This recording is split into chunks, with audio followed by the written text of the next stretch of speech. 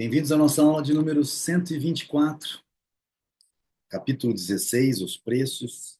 Nós estávamos determinando, né, no item passado, no item 3. Bom, começamos com o item 1, formação, processo de formação dos preços. Depois tratamos do item 2, valoração e avaliação. Tudo começa com a valoração, depois os empresários, baseado no preço que o mercado paga, começa a fazer avaliações dos fatores de produção, né? Mas tudo é baseado na subjetividade da valoração. Muito legal.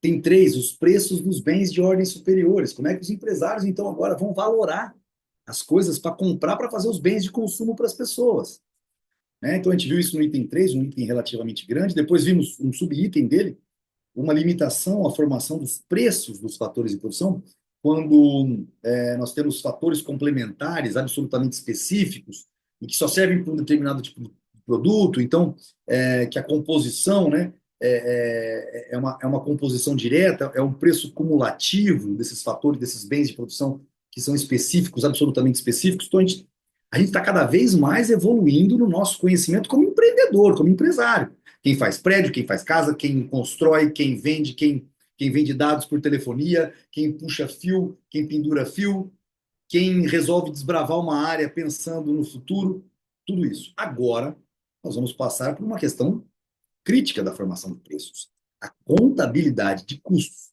Como sempre, nós vamos sair daqui do nosso livro aqui físico para ir para o PDF, uma vez que a gente está usando o que fica mais fácil para todos, né? Contabilidade de custos. Nos cálculos do empresário, custo são o montante em moeda necessário para adquirir os fatores de produção. Correto? Então, nos cálculos do empresário, são os custos. Custos são o montante em moeda necessário para adquirir os fatores de produção. Então, quanto custa o pedreiro, quanto custa o bloco, a argamassa, o concreto, todas as coisas você coloca. Esses são seus custos. O empresário procura engajar-se naqueles negócios que previsivelmente produzirão o maior superávit de receitas sobre custos e vai evitar negócios que produzirão um menor resultado ou até mesmo um prejuízo. Ao agir assim, está ajustando o seu esforço à melhor satisfação possível das necessidades dos consumidores. Olha que bacana. Ou seja, quando o empresário, né, empresário malvadão, coitado, procura engajar-se naqueles negócios que previsivelmente produzirão o maior superávit de receita sobre custos. E quando ele evita negócios que produzirão um menor resultado, ou até mesmo um prejuízo, quando ele age assim, ele está ajustando o seu esforço para a melhor satisfação possível das necessidades dos consumidores. Não importa se é o egoísmo dele para ele ganhar mais dinheiro. Quando ele faz isso, ele está melhorando a vida de todos. O fato de um projeto não ser lucrativo, porque os seus custos são maiores do que suas receitas, resultam do fato de que existe a possibilidade de empregar os fatores de produção de forma mais útil. E isso aqui é de vermelho que tem que ser grifado.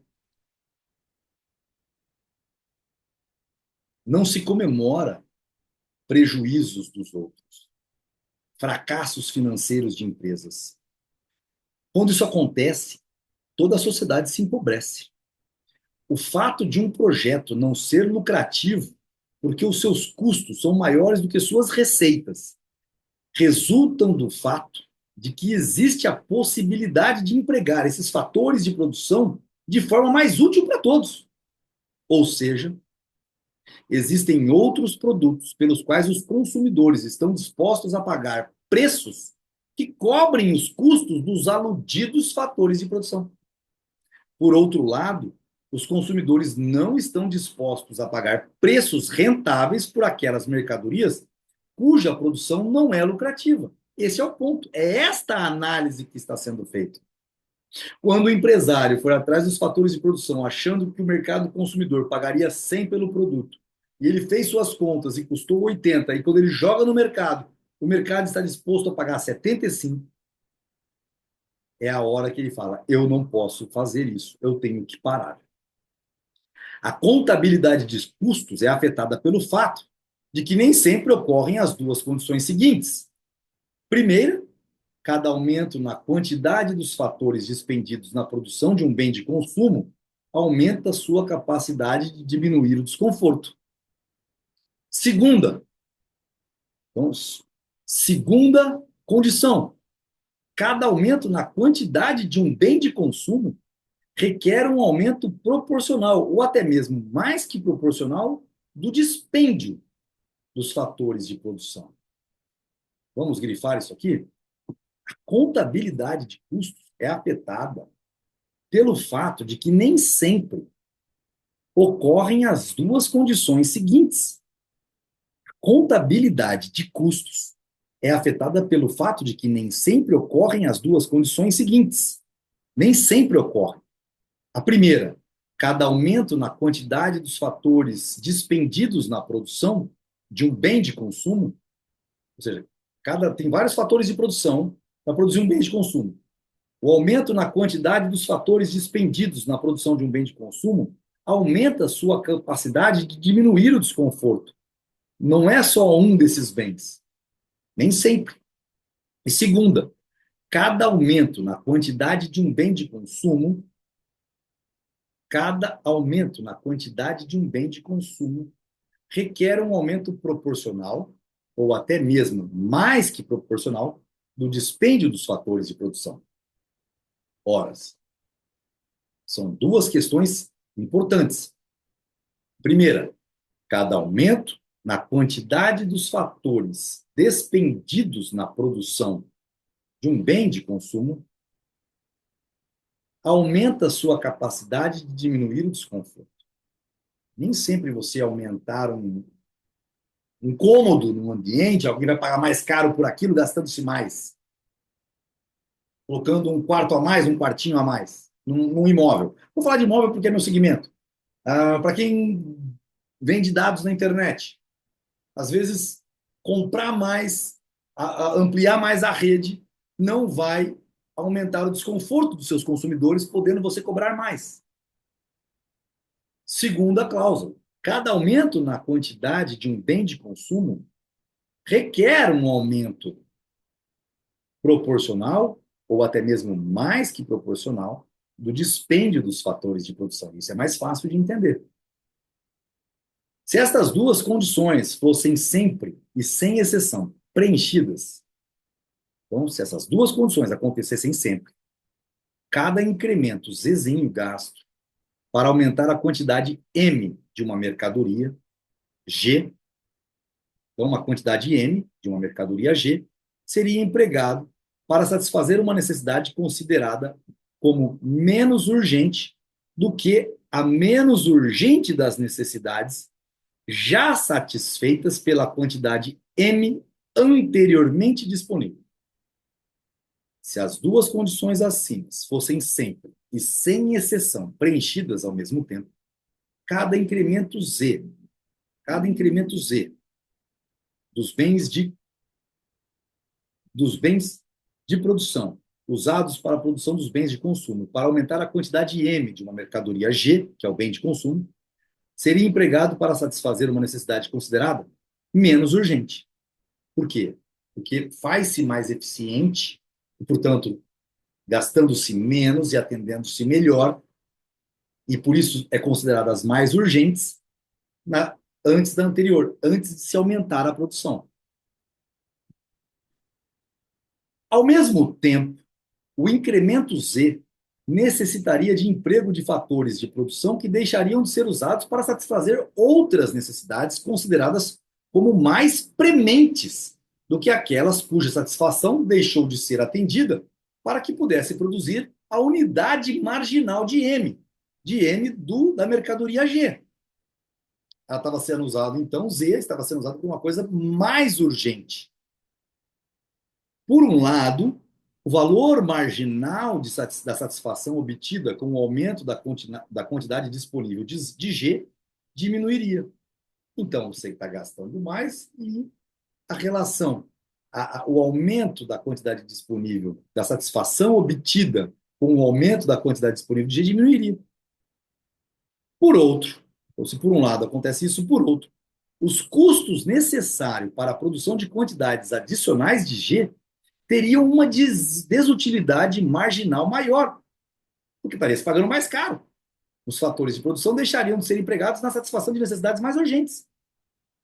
A produção deve parar no momento em que a utilidade marginal do incremento deixa de compensar o aumento marginal da desutilidade dos custos. Eu acredito, na verdade, que o certo é grifar até aqui de amarelo, para que as pessoas leiam e cheguem à conclusão efetiva, em vermelho, em roxo, sei lá qual que é essa cor, para que entendam como empresários se beneficiam de economia austríaca. E esse é o ponto.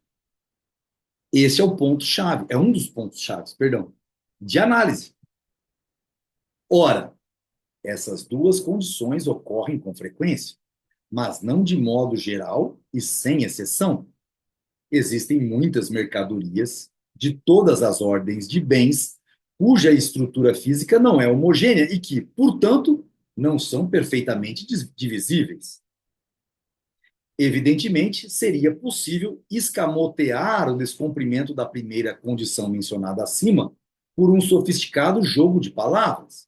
Alguém poderia dizer: metade de um automóvel não é um automóvel. Se acrescentarmos a metade de um automóvel, um quarto de um automóvel, não aumentamos a quantidade disponível. Somente quando se completa o processo de produção, produzindo-se um carro completo, teremos um aumento na quantidade disponível. Não obstante, esta interpretação não vai ao fundo da questão. O problema que nos interessa é que nem todo aumento de dispêndio aumenta proporcionalmente o valor de uso objetivo, ou seja, a capacidade física de prestar um determinado serviço, ou seja, produzir o carro inteiro. Os vários incrementos de dispêndio produzem resultados diferentes. Existem incrementos cujo dispêndio é inútil, a não ser que eles sejam complementados por determinadas quantidades de incrementos adicionais, ou seja, fazendo novos bens de produção que serão, mais para frente, do estoque, transformado em outros bens que vão chegar ao bem de consumo à venda. Por outro lado, no caso do descumprimento da segunda condição, lembrem da segunda condição, aumento na quantidade de um bem de consumo requer um aumento proporcional ou até mesmo mais que proporcional no dispêndio dos fatores de produção. Por outro lado, no caso do descumprimento da segunda condição, um aumento na produção física nem sempre requer um aumento proporcional de dispêndio e, às vezes, nem mesmo um dispêndio adicional. E aqui eu vou contar um segredo que eu nunca contei da Tecnobens. Está justamente dizendo isso daqui. Às vezes, para fazer um cômodo maior, o que eu quebro como lei econômica é justamente este ponto, o descumprimento da segunda condição. Um aumento na produção física de metro quadrado, que cresce ao quadrado exponencialmente, nem sempre requer um aumento proporcional do dispêndio. E, às vezes, nem mesmo um dispêndio adicional. Um quarto tem o mesmo número de porta, de janela, que um quarto grande do que um quarto pequeno, normalmente, e isso faz com que os custos mais pesados ali, por um aumento de área, faz com que os custos resultantes deste ambiente caiam proporcionalmente àquilo que o cliente entende como uma redução da desutilidade, ou seja, um maior conforto. Não apartamentos pequenos, apartamentos maiores. Este é o ponto-chave. Pode ocorrer que os custos não aumentem ou que o seu aumento provoque um crescimento mais do que proporcional à produção. E esse é o ponto. Então, quem estiver passando por aqui vai pegar um dos pontos chaves do que a Tecnobens era movida de diferente dos outros no mercado. Isto porque muitos meios de produção não são homogêneos nem perfeitamente divisíveis. E este é o fenômeno conhecido no mundo dos negócios como a superioridade da produção em larga escala. Em linguagem econômica, trata-se da lei dos rendimentos crescentes ou dos custos decrescentes. Então, está aqui. Quando você faz prédios ao invés de casas, por exemplo. Consideramos, caso A, uma situação na qual nem todos os fatores de produção sejam perfeitamente divisíveis e na qual a plena utilização dos serviços produtivos propiciados por cada novo elemento indivisível de um fator de produção requeira a plena utilização de novos elementos, igualmente indivisíveis, de cada um dos fatores complementares. Então, consideremos o caso A, uma situação na qual nem todos os fatores de produção sejam perfeitamente divisíveis e na qual a plena utilização dos serviços produtivos propiciados por cada novo elemento indivisível de um fator requeira a plena utilização de novos elementos igualmente indivisíveis de cada um dos fatores complementares. Assim sendo, em cada conjunto produtivo, cada um dos elementos, cada máquina, cada trabalhador, cada pedaço de matéria-prima, só pode ser plenamente utilizado se todos os serviços produtivos dos outros elementos forem também plenamente empregados. Vou dar um exemplo rápido. Uma casa com uma fundação em radier e um prédio com uma fundação em radier. Quando eu faço casas, eu tenho que fazer um radier para cada casa. Quando eu faço um prédio, eu já faço um radier para todo o prédio. Uma forma bem talvez esdrúxula e feia, mas só para que as pessoas comecem a tangibilizar as coisas, e meu mundo é onde eu vou achar mais fácil o conhecimento.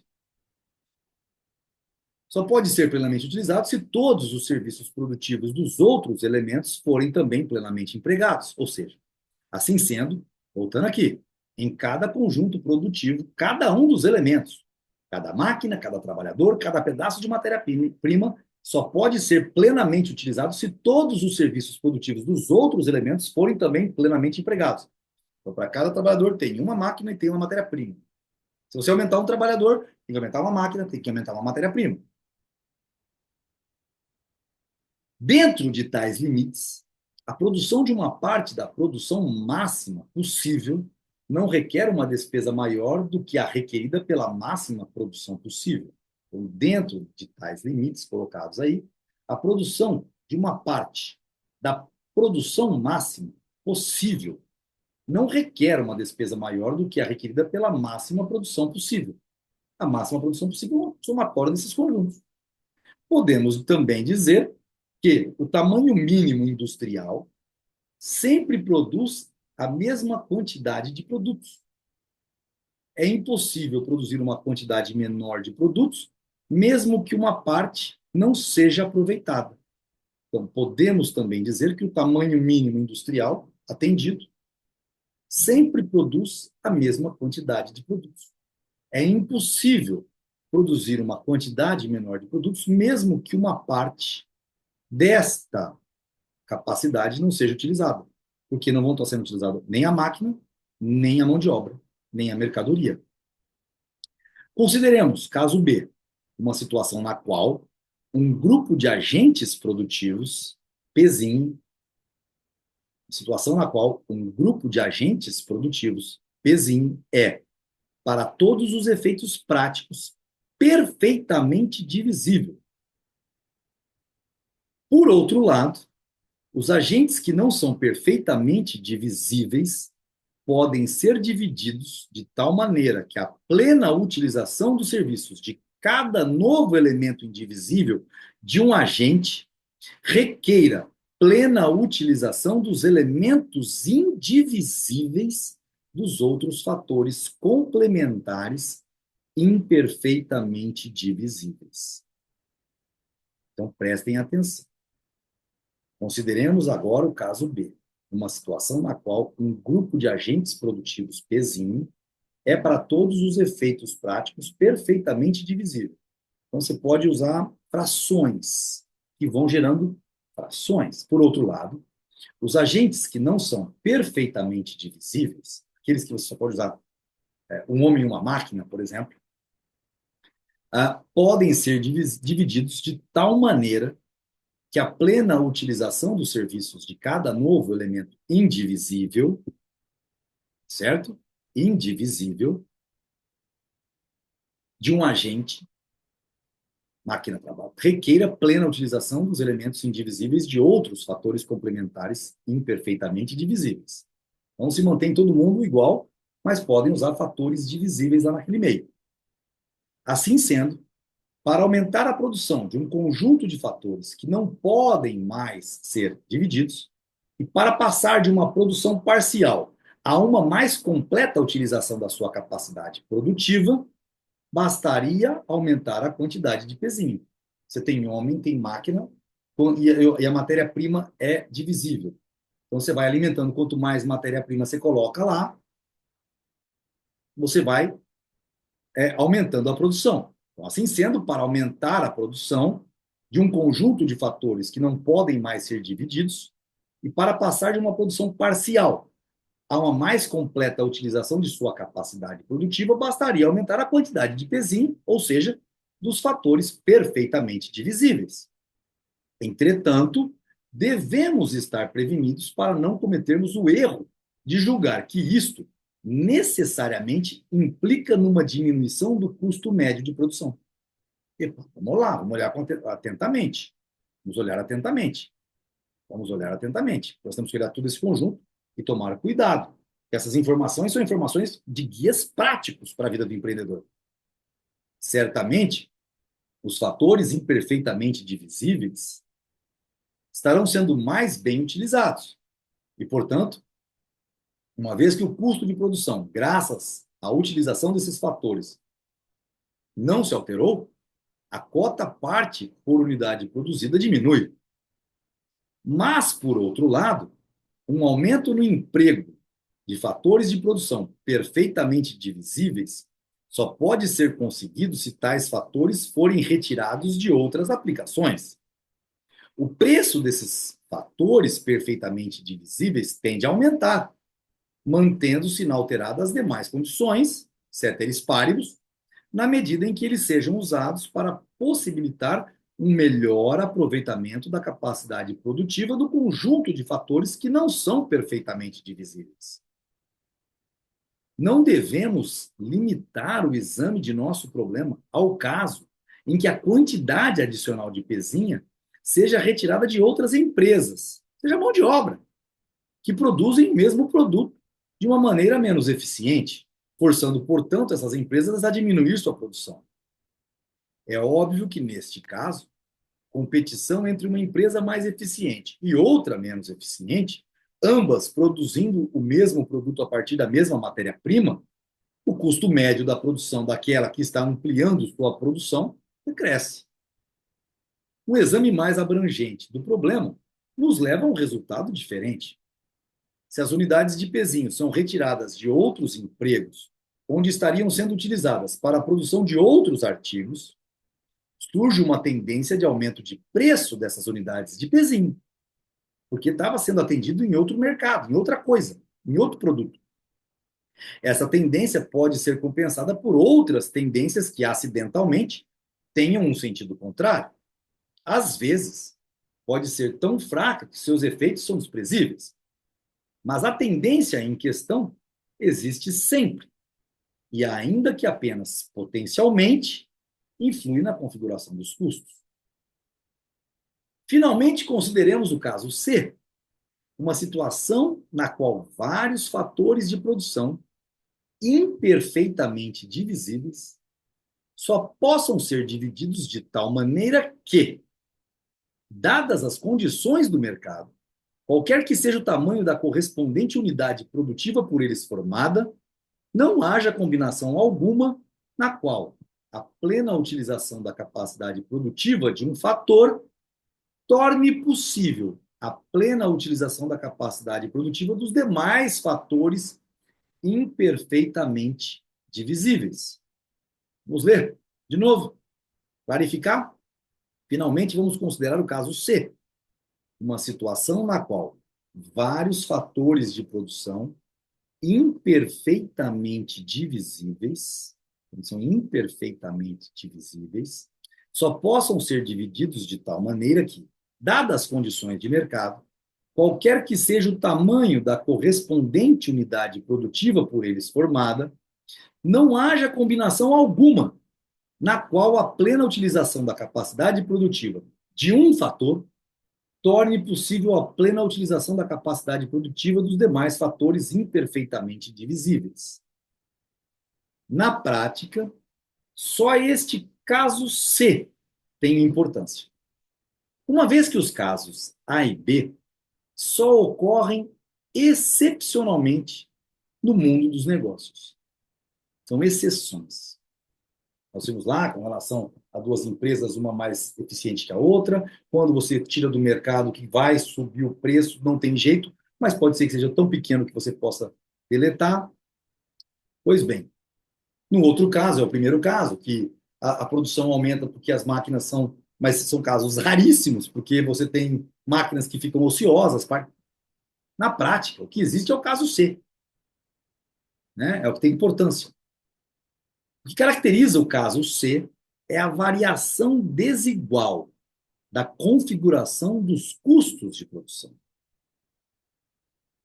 Se todos os fatores imperfeitamente divisíveis são utilizados aquém de sua plena capacidade, uma expansão de produção resulta numa diminuição do custo médio de produção, a não ser que um aumento nos preços a serem pagos pelos fatores perfeitamente divisíveis contrabalance essa diminuição. Então, existem fatores perfeitamente divisíveis e existem os fatores imperfeitamente indivisíveis nesse caso, e se todos os fatores imperfeitamente divisíveis são utilizados aquém de sua plena capacidade, sobra no mercado, uma expansão de produção resulta numa diminuição do custo médio de produção, porque esses fatores imperfeitamente divisíveis, que estão sendo utilizados aquém de sua plena capacidade, vão entrar na produção sem com que o preço aumente, produzindo mais sem com que o preço aumente tanto quanto o resto. A não ser que um aumento nos preços a serem pagos pelos fatores perfeitamente divisíveis contrabalance essa diminuição. Ou seja, aquilo que você precisa usar nos fatores perfeitamente divisíveis, suba-se tanto que contrabalança essa queda. Mas logo que seja atingida a plena utilização da capacidade de um dos fatores imperfeitamente divisíveis, nova expansão da produção provoca um aumento brusco dos custos. Porque aí, quando a capacidade de mercado foi atendida, então não está mais aquém aquele item imperfeitamente divisível, a partir daquele ponto, aí ele já começa a pesar no custo, tanto quanto no caso do item B. Em seguida, volta a existir uma tendência à diminuição do custo médio de produção até que, novamente, seja atingida a plena utilização de outro fator imperfeitamente divisível que está entrando, então, no lugar daquele que atingiu o patamar máximo. Ceteris paribus, mantidos inalterados as demais condições, quanto mais aumentar a produção de certo artigo, mais fatores de produção serão retirados de outros empregos, onde poderiam ser utilizados para a produção de outros artigos. Portanto, mantidas inalteradas as demais condições, o custo médio de produção aumenta com o aumento da quantidade produzida. Entretanto, esta lei é gradualmente suplantada pelo fato de que nem todos os fatores de produção são perfeitamente divisíveis e de que, na medida em que possam ser divididos, não o são de tal maneira que a plena utilização de um deles resulte na plena utilização de outros fatores imperfeitamente divisíveis. Então, o que Mises está dizendo aqui é que, mantidas inalteradas as demais condições, não colocando variações, então, obviamente que é uma construção imaginária, mas que a gente precisa ter isso em mente. Quanto mais aumentar a produção de certo artigo, mais fatores de produção serão retirados de outros empregos, onde poderiam ser utilizados para a produção de outros artigos. Portanto, o custo médio de produção aumenta com o aumento da quantidade produzida. Entretanto, esta lei é gradualmente suplantada, ou seja, mostrada que ela não fica válida, pelo fato de que nem todos os fatores de produção são perfeitamente divisíveis. E de que, na medida em que possam ser divididos, que são imperfeitamente divisíveis, não o são de tal maneira que a plena utilização de um deles resulte na plena utilização de outros fatores imperfeitamente divisíveis. Esse é o ponto. Por isso que aí você aumentou a produção e os seus custos não aumentaram. O empresário, ao examinar a viabilidade de um projeto, coloca-se sempre diante da seguinte questão: em que medida os preços previstos para os produtos excederão os seus custos? Se o empresário ainda não se comprometeu em relação ao projeto em questão, porque ainda não fez nenhum investimento irrecuperável, o que lhe interessa é o custo médio do produto. Então, vamos lá em todas as situações. Primeira situação: o empresário, ao examinar a viabilidade de um projeto, coloca-se sempre diante da seguinte questão: em que medida os preços previstos para os produtos excederão seus custos? Se o empresário ainda não se comprometeu em relação ao projeto em questão, porque ainda não fez nenhum investimento irrecuperável, nem entrou ainda, o que lhe interessa é o custo médio do produto. Mas, se já tem um interesse estabelecido no ramo de negócio em questão, procurará ver as coisas do ângulo do custo adicional a ser despendido. Quem já possui uma instalação produtiva que não está sendo plenamente utilizada, não considera o custo médio de produção, mas apenas o custo marginal, custo atual. Então, primeira parte do problema, está em amarelo, é o cara que, ao examinar a viabilidade do projeto, coloca-se sempre diante da seguinte questão: em que medida os preços previstos para os produtos, o apartamento do primeiro, segundo, terceiro, como é que esses preços, se o empresário excederão seus custos? Se o empresário ainda não se comprometeu em relação ao projeto em questão, porque ainda não fez nenhum investimento irrecuperável, o que lhe interessa é o custo médio. Se ele já tem um interesse estabelecido no ramo de negócios, já conhece o ramo de negócios em questão, procurará ver as coisas do ângulo do custo adicional a ser despendido. Ele já produz, ele já sabe, ele já vai ver isso daí de uma outra maneira. Quem já possui uma instalação produtiva que não está sendo plenamente utilizada, não considera o custo médio de produção. Porque ele não pode usar o custo médio. Tem coisas que ele não está utilizando, seja as despesas administrativas, que podiam ter mais obras, mas ele só tem uma obra. Então, ele não considera o custo médio de produção, mas apenas o custo marginal, sem considerar o montante já despendido em investimentos inconversíveis. Está interessado apenas em saber se a receita proveniente da venda de uma quantidade adicional de produto excederá o custo adicional incorrido na sua produção, seja quais fatores estiverem acontecendo ali. Mesmo que o montante total investido nessas instalações produtivas inconversíveis tenha de ser considerado como perda, o empresário continuará produzindo, desde que espere obter um razoável superávit de receita sobre custos correntes. Então, essa é a conclusão final. Então, esse razoável aí, nesse contexto, nessa nota de rodapé, quer dizer que o retorno previsto para o capital conversível usado para continuar a produção é pelo menos não inferior ao retorno previsto para seu uso em outros projetos. Em virtude de erros muito comuns, convém enfatizar que, se não existem as condições necessárias ao surgimento de preços monopolísticos, um empresário não tem possibilidade de aumentar seu retorno líquido ao diminuir a produção aquém da quantidade correspondente à demanda dos consumidores. Mas este problema será tratado mais tarde na seção 6.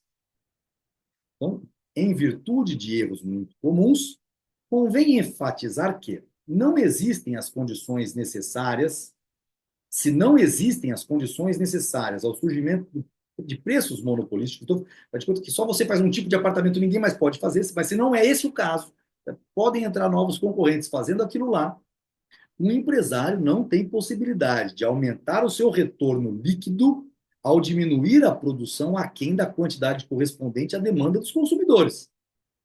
E aí ele fala, ó, mas esse problema será tratado mais tarde na seção 6. O fato de que um fator de produção não seja perfeitamente divisível não significa sempre que só possa ser construído e empregado nesse tamanho único. Em alguns casos, pode ser assim, mas, como regra geral, é possível haver várias dimensões desses fatores. Quando, entre as várias dimensões possíveis de um fator, por exemplo, uma máquina, uma dimensão é escolhida porque seus custos de produção e operação são menores por unidade produzida do que os de outras dimensões. As coisas são essencialmente idênticas. Neste caso, a superioridade da fábrica maior não consiste no fato de ela utilizar uma máquina a plena capacidade, enquanto a fábrica menor utiliza apenas uma parte da capacidade de uma máquina do mesmo tamanho. Consiste, mais exatamente, no fato de que a fábrica maior emprega uma máquina que opera com uma melhor utilização dos fatores de produção do que a máquina menor utilizada pela fábrica menor. O fato de que muitos fatores de produção não sejam perfeitamente divisíveis tem uma importância muito grande em todos os setores de produção. Representa um papel primordial nos empreendimentos industriais, mas devemos estar prevenidos para não interpretarmos equivocadamente o seu significado. Um desses equívocos estava implícito na doutrina segundo a qual prevalece na indústria uma lei de retornos crescentes, enquanto que na agricultura e na mineração prevalece uma lei de retornos decrescentes. Esta falácia já foi refutada anteriormente, nota de rodapé número 5, que vai te mandar lá naqueles. Existe lá, a lei dos retornos crescentes, vai estar lá no começo do livro. Na medida em que exista uma diferença a este respeito entre as condições na agricultura e nas indústrias de processamento, ela decorre de circunstâncias da atividade considerada. A imobilidade do solo e o fato de que a produção agrícola depende das estações torna impossível aos fazendeiros aproveitar a capacidade dos muitos fatores de produção móveis, com o mesmo grau de utilização possível na maior parte das indústrias. O tamanho ótimo de uma unidade de produção agrícola é, em geral, bem menor do que no caso das indústrias de processamento. É óbvio, sem precisar de maiores explicações, que a concentração na agricultura não pode atingir níveis comparáveis aos atingidos pelas indústrias de transformação. Nós vimos isso lá na discussão. Chega uma hora que não adianta botar mais adubo. Então, é essa a limitação. Entretanto, a desigualdade na distribuição dos recursos naturais sobre a superfície terrestre, que é um dos dois fatores de onde decorre a maior produtividade da divisão do trabalho, impõe limites à concentração das indústrias de transformação. Olha aqui, ó. Entretanto, a desigualdade da distribuição dos recursos naturais sobre a superfície terrestre, que é um dos dois fatores de onde decorre a maior produtividade da divisão do trabalho, impõe limites à concentração das indústrias de transformação. A tendência a uma progressiva especialização dos processos industriais e para a sua integração e concentração num pequeno número de estabelecimentos é contrabalançada pela dispersão geográfica dos recursos naturais. O fato de a produção de matérias-primas e de alimentos não poder ser concentrado e forçar as pessoas a se dispersarem sobre a face da terra também obriga as indústrias de processamento a certo grau de descentralização. Assim sendo, torna-se necessário considerar os problemas de transporte como um fator específico dos custos de produção. E aí você já começa a enxergar. Então, como você tem que... A desigualdade da distribuição dos recursos naturais faz com que a desigualdade da divisão do trabalho se imponham limites às concentrações das indústrias de transformações. Essa é uma tendência, né, a fazer o quê? Com que o problema dos custos de transporte seja um fator específico nos custos de produção. Os custos de transportes devem ser ponderados face às economias que possam ser alcançadas com maior especialização. Enquanto em alguns ramos industriais a máxima concentração é o melhor método de reduzir custos, em outros ramos, certo grau de descentralização é mais vantajoso. Nos setores de serviços, as desvantagens da concentração tornam-se tão grandes que praticamente superam suas vantagens. Há também um fator de natureza histórica. No passado, bens de capital foram imobilizados em locais onde os nossos contemporâneos não os colocariam. Foram feitas fábricas, e agora com a nova reforma tributária, foram feitas fábricas no Nordeste que, se houver o que está para acontecer, nossos contemporâneos não construiriam lá, construiriam cá, perto do mercado consumidor. Pouco importa se essa localização era, para a geração que a decidiu, a mais econômica. De qualquer forma, a geração atual está diante de um fait accompli, né? Um fato realizado. Deve ajustar suas operações a essa realidade e deve levá-la em consideração ao lidar com problemas de localização de indústrias de transformação. Para uma análise completa do conservadorismo imposto aos homens pela limitada convertibilidade de muitos bens de capital, ou seja, pelo fator histórico que influi na produção, teremos adiante. Finalmente, existem fatores institucionais. No caso que está acontecendo com a reforma tributária, é uma mudança dos fatores institucionais. Existem barreiras comerciais e migratórias. Existem diferenças de organização política e de métodos de governo entre os vários países. Vastas áreas são administradas de tal maneira que é praticamente fora de questão escolhê-las como sede para qualquer investimento. Ninguém vai investir na Venezuela, por mais favoráveis que sejam seus recursos naturais, as jazidas de petróleo. A contabilidade de custo empresarial deve lidar com todos esses fatores geográficos, históricos e institucionais. Mas, além deles, existem fatores puramente técnicos que limitam o tamanho ótimo das fábricas e das firmas. Uma fábrica ou firma de tamanho maior pode necessitar de provisões e procedimentos que seriam desnecessários caso uma fábrica, no caso de uma fábrica ou firma menor. Em muitos casos, os dispêndios ocasionados por tais provisões e procedimentos podem ser compensados pela redução nos custos decorrente de uma melhor utilização da capacidade de alguns dos fatores não perfeitamente divisíveis empregados, como nós vimos. Em outros casos, isto pode não ocorrer. Crescer pode não ser uma opção. No sistema capitalista, as operações aritméticas necessárias para a contabilidade de custos e para a comparação de custos e receitas podem ser facilmente efetuadas porque existem métodos disponíveis de cálculo econômico.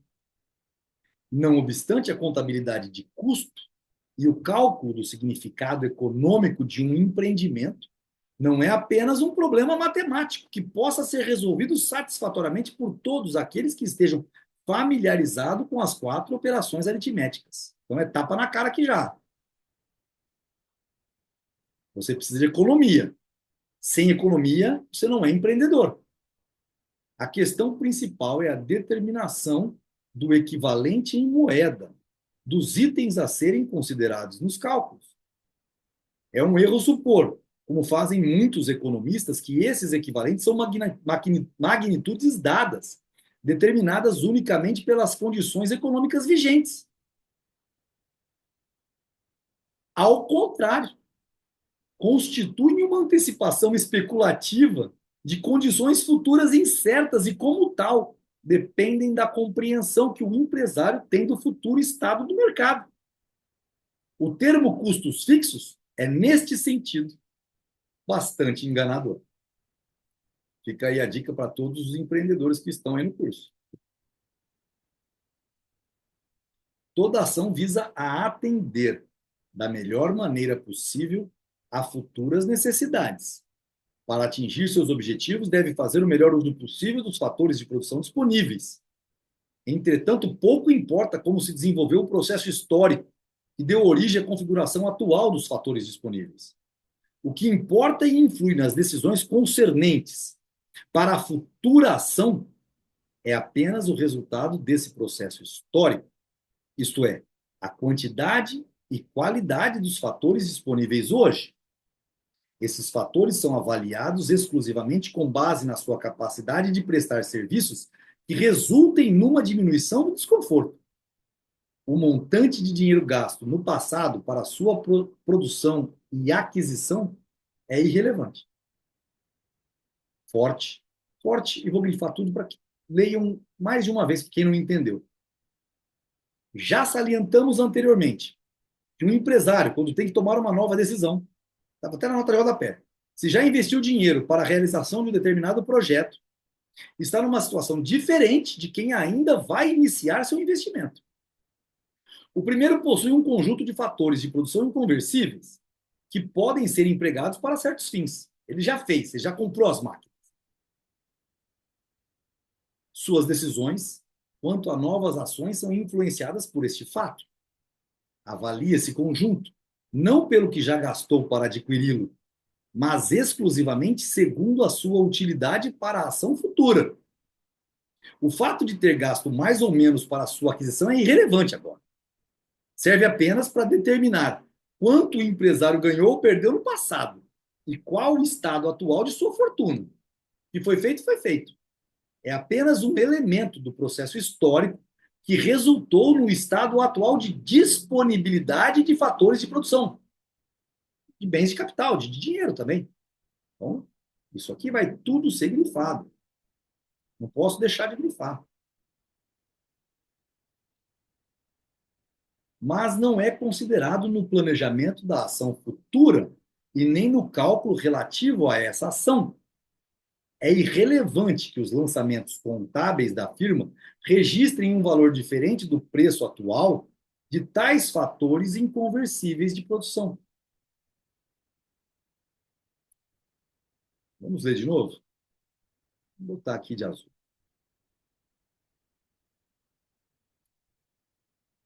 Mas não é considerado no planejamento da ação futura e nem no cálculo relativo a essa ação. É irrelevante que os lançamentos contábeis da firma registrem agora um valor diferente do preço atual de tais fatores inconversíveis. Vamos baixar o valor da máquina. Pouco importa. Isso pouco importa. Evidentemente, os lucros e perdas já incorridos podem motivar uma firma a operar de uma maneira diferente daquela que operaria se não tivesse sido afetada por tais lucros e perdas. É evidente. É evidente.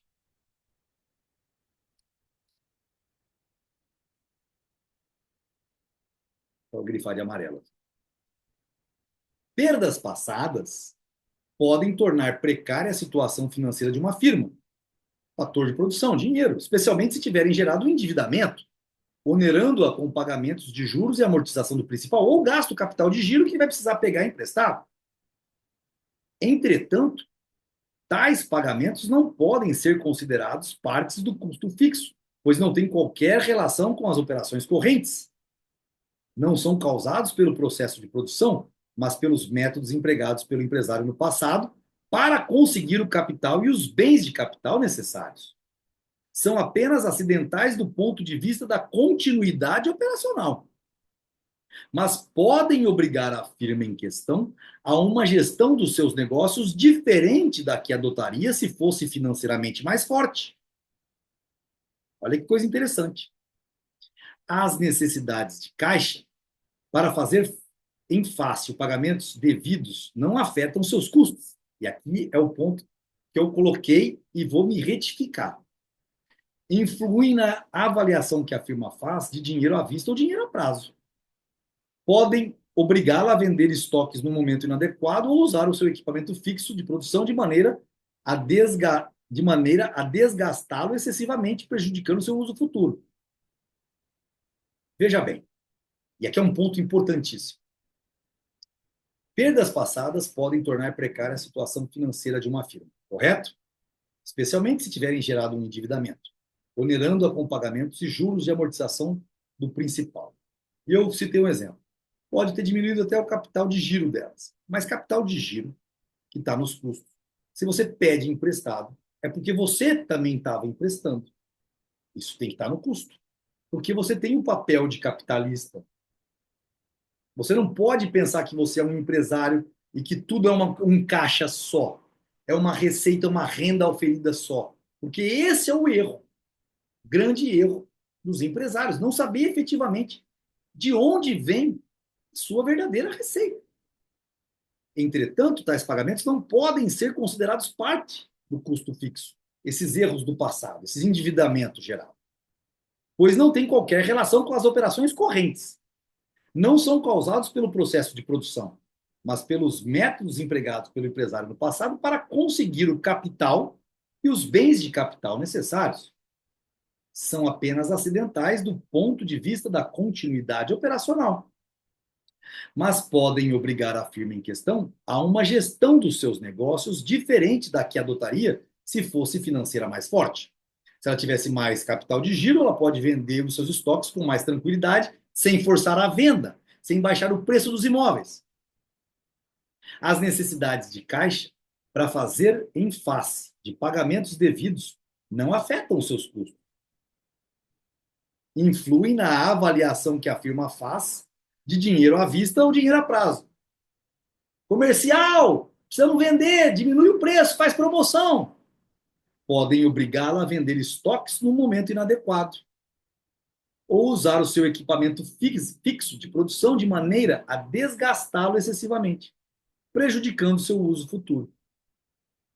No que concerne a contabilidade de custo, é indiferente se uma firma possui o capital investido ou se tomou emprestado uma maior ou menor parte dele e está obrigada a cumprir os termos do contrato de empréstimo que rigidamente fixa a taxa de juros e as datas de vencimento do principal dos juros.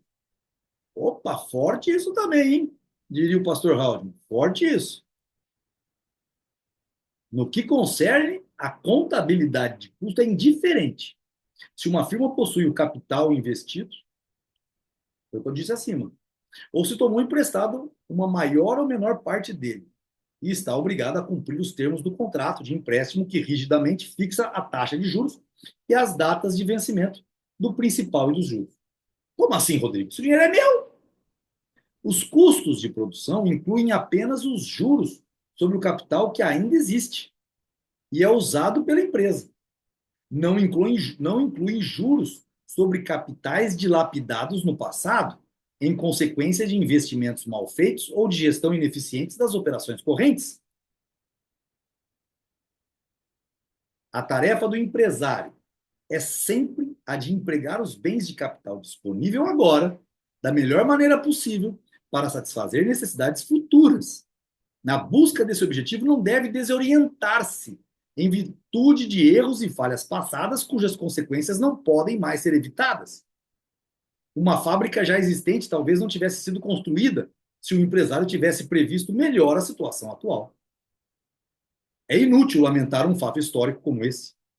O que importa é verificar se a fábrica ainda pode prestar serviços e, em caso afirmativo, como melhor aproveitá-lo. Certamente, para o empresário é doloroso não conseguir evitar erros. As perdas incorridas enfraquecem a sua situação financeira, mas não afetam os custos a serem considerados no planejamento da ação futura.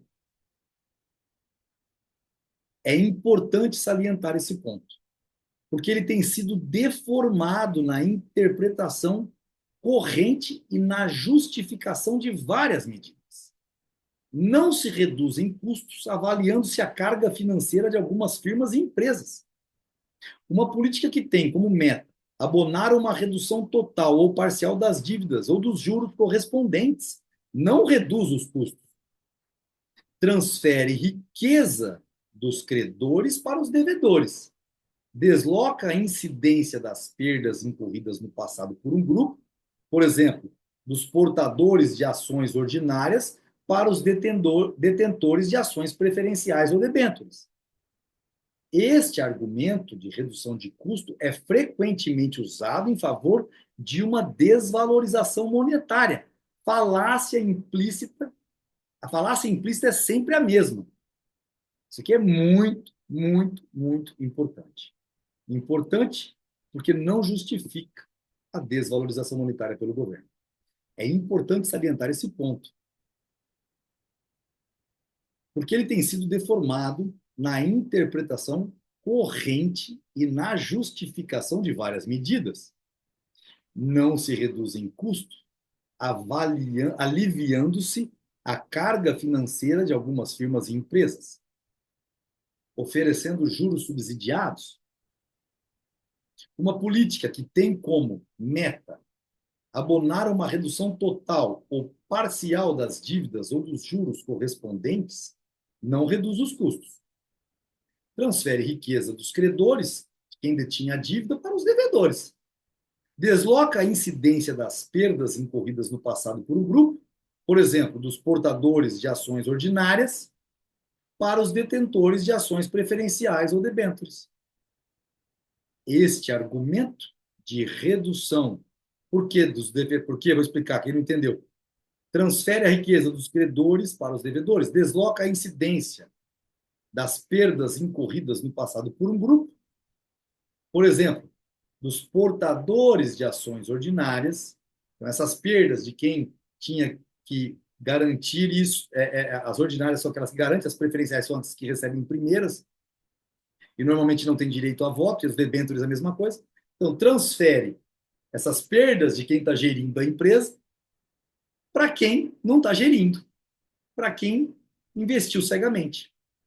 Este argumento de redução de custos é frequentemente usado em favor de uma desvalorização monetária. O governo fala, vou desvalorizar a moeda, e aqueles rentistas que emprestaram para as indústrias vão sair com a perda de capital, porque o dinheiro vai valer menos. E aí o preço das coisas vão subir e as empresas vão vender a preços mais altos e vão pagar mais facilmente suas dívidas. Entenderam? O que habitualmente denominamos de custos fixos são também custos relativos à utilização dos fatores de produção já existentes, que são rigidamente inconversíveis ou só podem ser adaptados a outra atividade produtiva com uma perda considerável. Perda de produtividade. Esses fatores têm uma característica de maior durabilidade do que outros fatores necessários. Mas não são permanentes. São utilizados no processo de produção. A cada unidade produzida, uma parte da capacidade produzida da máquina é exaurida. A extensão desse desgaste pode ser precisamente determinada pela tecnologia, pelas ciências naturais, e, consequentemente, pode ser calculada em termos de moeda. Mas não é somente o equivalente em moeda do desgaste da máquina que o cálculo empresarial tem de considerar. Não é só a parte objetiva, é a parte subjetiva. O homem de negócios não está preocupado apenas com a duração da vida tecnológica da máquina. Ele tem de considerar o futuro estado do mercado.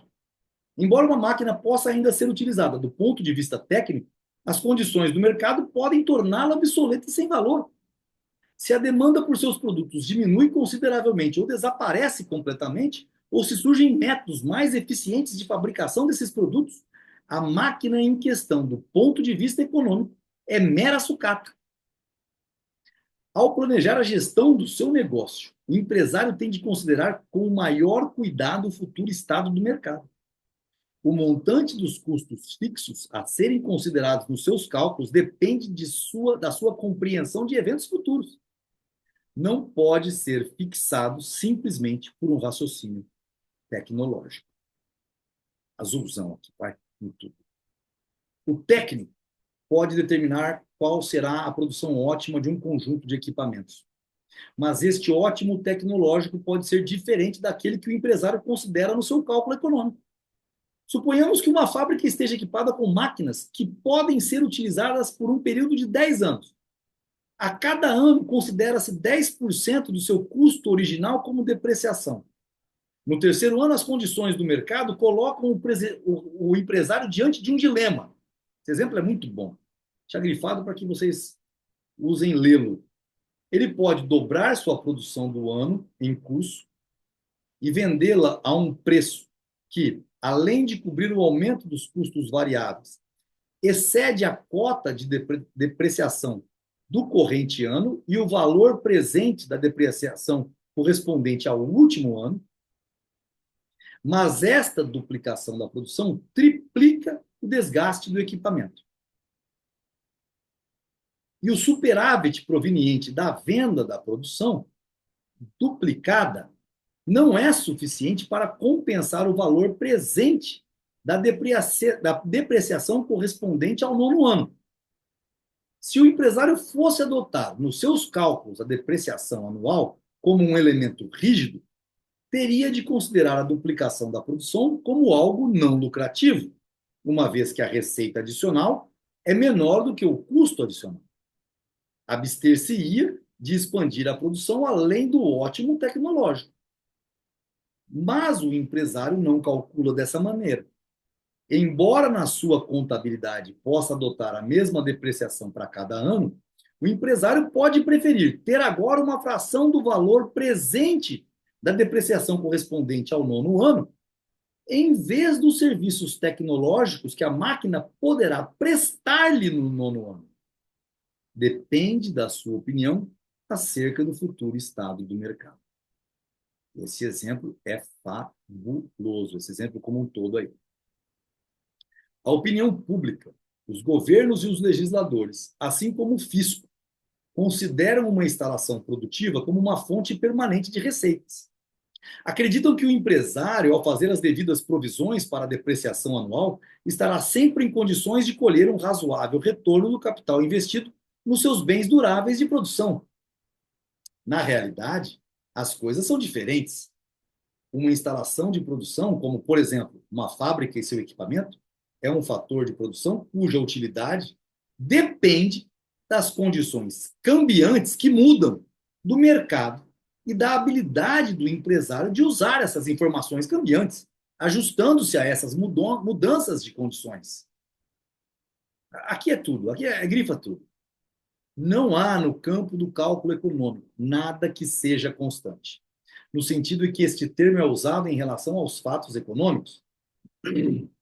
Os elementos essenciais do cálculo econômico são antecipações especulativas de condições futuras.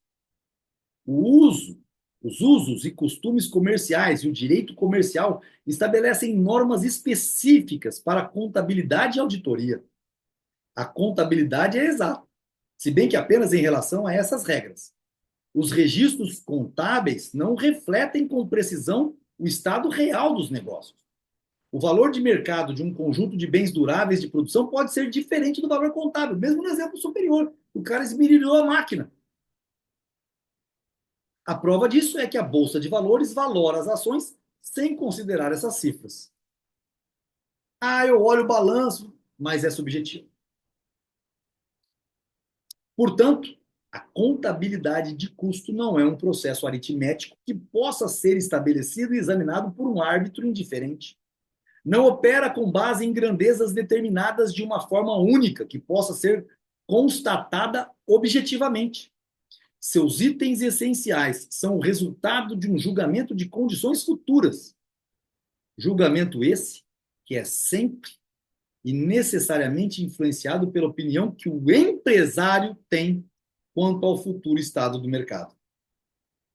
O que é importante, porque muitos empresários demandam uma controladoria, uma contabilidade extremamente eficiente, achando que isso resolverá todos os seus problemas.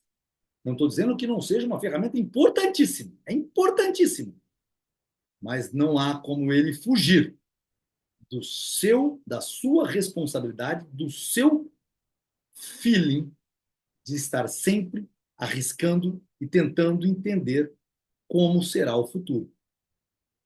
Tentativas para estabelecer a contabilidade de custos numa base imparcial estão fadadas ao fracasso.